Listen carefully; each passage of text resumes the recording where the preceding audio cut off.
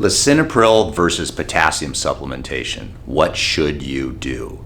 The answer is probably if you've already had a heart attack and your blood pressure is through the roof, you should probably stop watching YouTube videos and just do what the hell your doctor is telling you to do. He's trying to help you, but yet we know that you're not going to stop watching YouTube videos. So here's an interesting thought. What if potassium supplementation, or just eating more foods with potassium, could help your blood pressure enough such that you get into the normal range? What would happen if you did that? I'll tell you what would happen. That'd be pretty damn cool. So let's dive into the details about whether you should take Lisinopril, which is an ACE inhibitor, or just start increasing the foods that have potassium in your diet. There's a science to this, and without understanding the science, you're just going to go from one video to the other. So let's get into the details. Now, if you want to fast forward, that's fine. I totally get it. But let me bore you a little bit with exactly how blood pressure goes up, because if you understand why you have high blood pressure, then you can make an informed decision over what you want to do. I'm assuming that you're on Lisinopril, and there might be a number of reasons why. Number one, your doctor is treating you aggressively for just mild blood pressure problems that could be a result of your lifestyle, of which you should probably keep watching. The other option is that you've had a massive heart attack and your blood pressure is out of control and you're not going to change your lifestyle. In that case,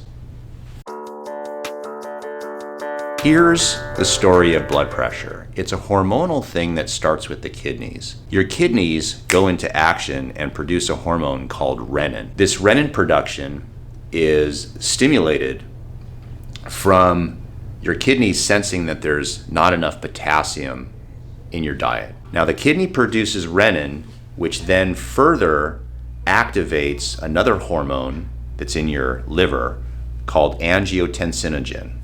Angiotensinogen then converts into angiotensin 1, and then there's an enzyme called angiotensin converting enzyme, ACE.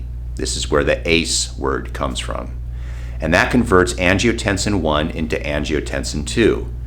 So the enzyme, the ACE, angiotensin converting enzyme, is what Lisinopril is trying to block. That's how it works. That's the mechanism. Now what happens is angiotensin 2, if allowed to exist, will do two things. It will cause a constriction of your blood vessels, which raises your blood pressure. The second thing is it will stimulate a gland above your kidney called the adrenal gland to produce aldosterone. And what aldosterone does is it causes the kidney to retain water and retain sodium, which further raises your blood pressure.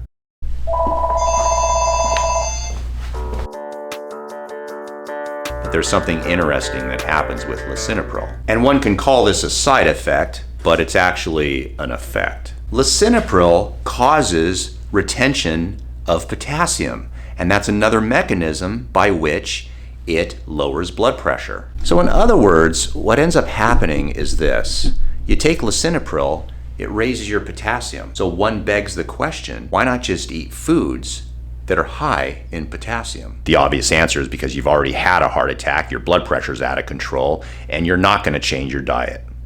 Get the idea?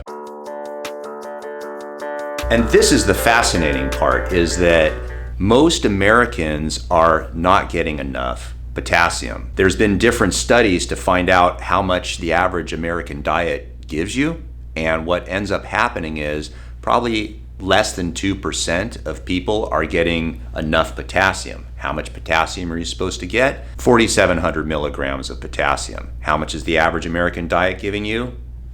Around 2,000. So in other words, here's the deal. Most of us are potassium deficient, which causes the kidneys to produce renin, which eventually goes into the angiotensin situation, which goes into the aldosterone situation, which is why the majority of people have high blood pressure.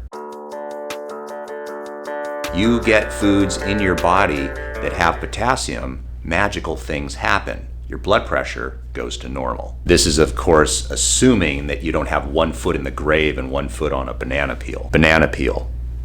You get it? Bananas. They have like potassium in it, Like literally 420 milligrams of potassium for a medium banana. You should try it sometime. So if you're overall pretty damn healthy and you have been given an ACE inhibitor for your blood pressure, that's a pretty aggressive treatment for someone that hasn't had a heart attack and is willing to change their diet. Maybe you should ask your doctor whether you supplement with potassium or just change your diet and increase the amount of foods that have potassium. That will take your kidney and stop producing renin, which will cut off the angiotensin from even being formed in your body. Ask your doctor if nutrition is good for you. He's probably gonna say no, but it's a free country, so you can do what you want.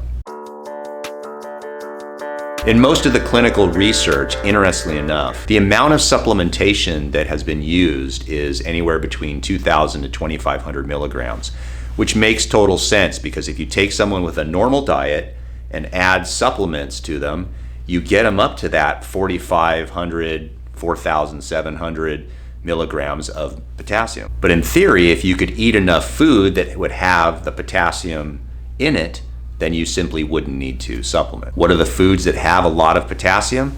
Fruits, vegetables, meat, fish.